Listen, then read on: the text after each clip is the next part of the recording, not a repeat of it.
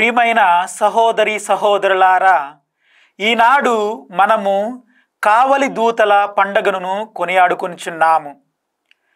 ఈరోజు సువిశేషములో క్రీస్తు ప్రభువు మనలందరికీ ఒక ముఖ్యమైన విషయము చెబుతున్నారు.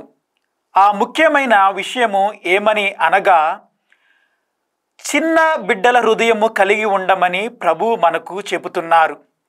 అయితే ఈరోజు కావలి దూతల పండగకు మరియు ఈరోజు సువిశేషమునకు ఒక సంబంధము ఉంది. ఆ సంబంధము ఏమిటి అనగా, క్రీస్తు ప్రభు రక్షణ మన కొరకై ఏర్పరిచారు. ఆ రక్షణ మనకు ఆయన ద్వారా నియమించిన దేవదూతల ద్వారా మనకు కలుగుతుంది.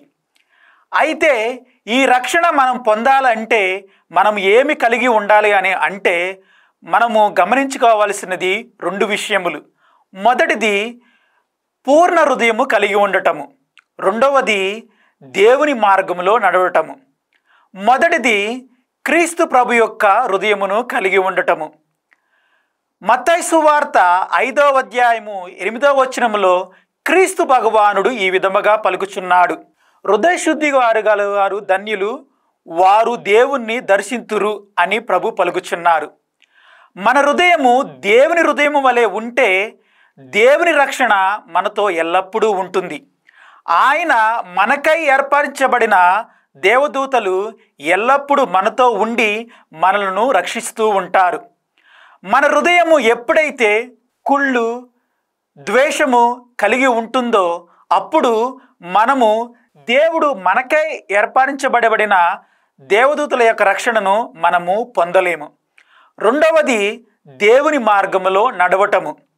నా మార్గము ఇరుకైనది, నా కాడి బరువైనదని క్రీస్తు ప్రభువు పలుకుచున్నారు.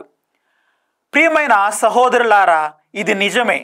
దేవుని మార్గములో నడిచేటప్పుడు మనకు అనేక కష్టాలు, దుఃఖాలు కలుగుతుంటాయి.